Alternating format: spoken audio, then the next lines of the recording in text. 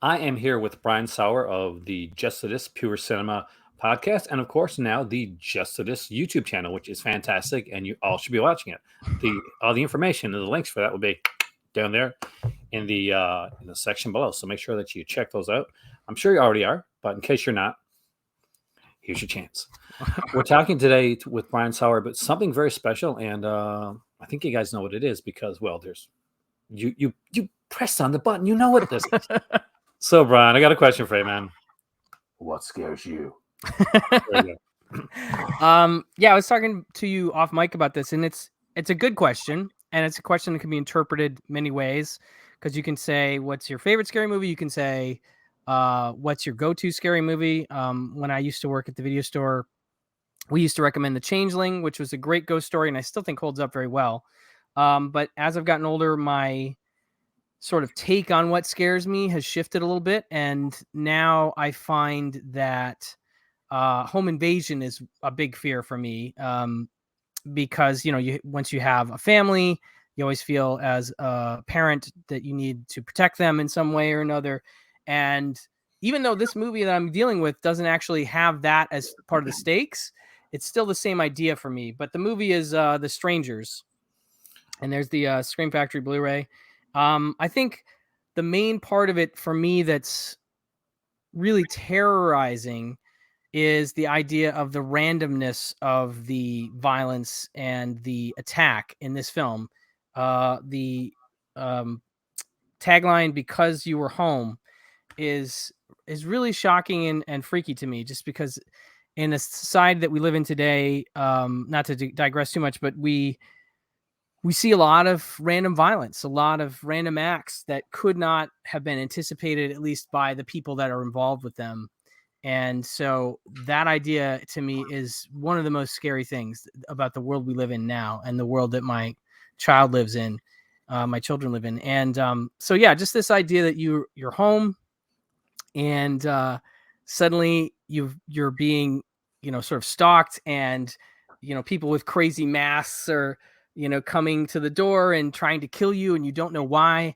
And ultimately in the film, you don't really get a good explanation of why.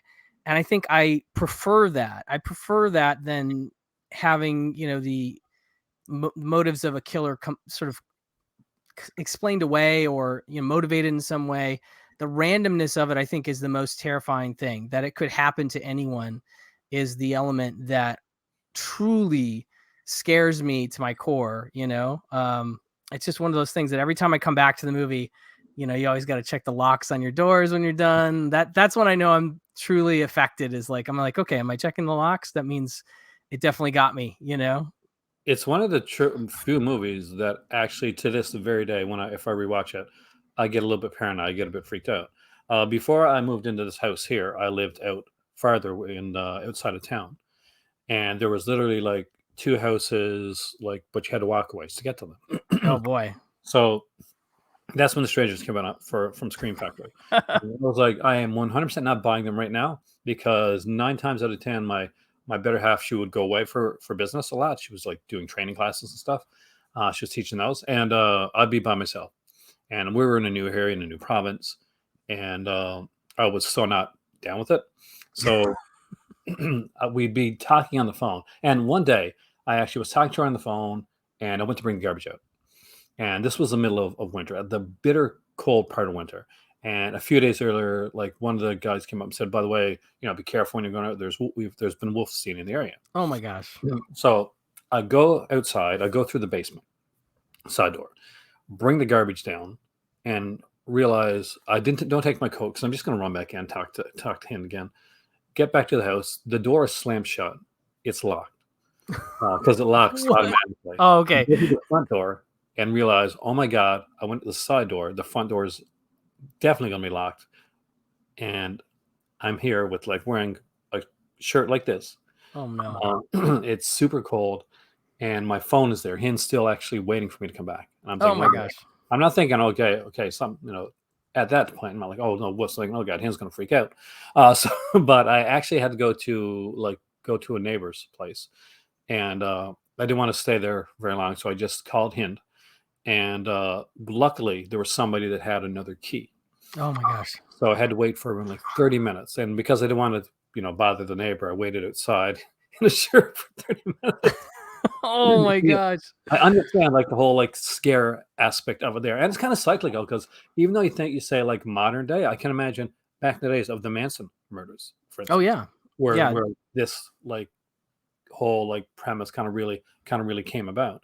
And it was other films like Ills, which I hope I pronounced right. I'm not a Yeah. great Is it them? I also know as them. Yeah, exactly. There we go. I That's should say it like great. that so I don't mess up the pronunciation. No, you think you got it. No, that's a great one too. I would totally recommend that. I mean, that's in some ways, I don't know if it's scarier than Strangers, but it's on par and it's a similar kind of thing. Yeah, definitely the remoteness of the location certainly affects the feeling of dread, as you were talking about with your place there. But there's also just something about the way that it goes down. There's like knocks on the door, you open the door, there's nothing there. Reminds me of a story of like, we've had a couple instances of just weird stuff in our house where like one morning we woke up and like the front door was open. And I don't mean like unlocked, like it was actually kind of open. I don't know if it'd been open all night or what, but it was one of the creepiest feelings to just like you go out the door and you're like looking around, you're like, what happened? How did this go down? I don't understand. It could be just something as simple as like somebody didn't lock the door, and then like maybe the suction from when you close a certain door. I don't know if you have this in your house, but if we close a certain door in the house, it pulls the air, and then another door will pull open or something like that, which is probably what happened. But it was the creepiest feeling to have your front door open, and just the idea of the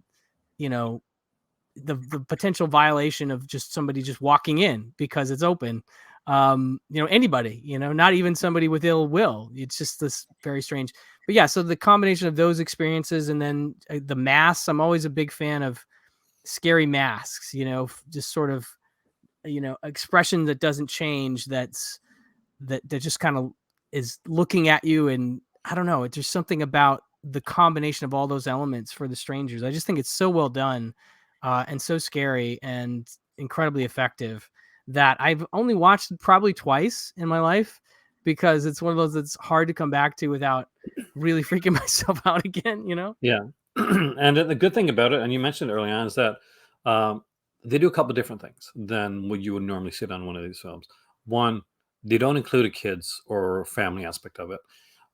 And that I think that's kind of on purpose. Yeah. Two, they focus on the most negative point of like most of these movies of home invasions, the family's happy, like The Purge or something like that, they're doing whatever. Now, the most negative point in these two people's lives, like he's proposed, she said no. Yeah. They're having an awkward night. And all this happens. So, by the way, question to you, without giving it, do you think that the person, I won't say who, survived?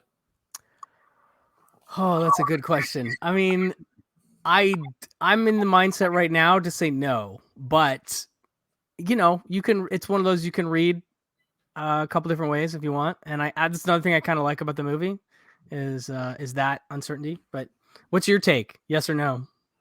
I think yes. Okay. But because I think that it's the wannabe filmmaker and B thinks that would be a nice place to come back to. And ironically, you know what I'd call it if I was going to do it? So yeah, copyright here, guys. That would be like a Strangers movie or like something like that. I call it open. And I like that. An open window, an open door, and just kind of go with that and kind of go with the ambiguity aspect of it. Did you like the sequel? I did. I don't think I liked it quite as much as some of the other folks, the horror fans. Like that pool sequence is pretty spectacular, though. I mean, you can't. It's hard not to give it to that. And then it sort of nods to Christine and some other things that I recall in there. So it's well made, but I just think the first one, because I didn't have any predisposed sort of expectations about it, it just really got me. It just absolutely floored me at the time. And yeah, I even thinking about it right now makes me a little bit anxious, like, so I know that that's a truly effectively done horror film for me. It is. It's scary as hell. Like anybody that hasn't seen it, by the way, check this out. And check it out with the loved one that you want to freak out, because and watch the sequel. The sequel is good in the way that they do Texas Chainsaw Massacre 2, and that you've done a bit about as scary as you can do at this point. If you're going to do a sequel, even if it's 10 or so years down the road, it has the buffer. It has to be something that's different. And the sequel is a 80s slasher homage. That's what the sequel goes for. Yeah. But it's not meant to be like super scary. It's just a fun scary. But The Strangers is you're going to be checking your closet scary. That's Exactly. Okay, so I don't want to keep you for too long because I want to get you back on here for Saturday Morning Memories, which is going to be a lot of fun, and we'll be checking that out actually soon. You're actually going to be the inaugural person when it comes to Saturday Morning Memories. Oh, very cool.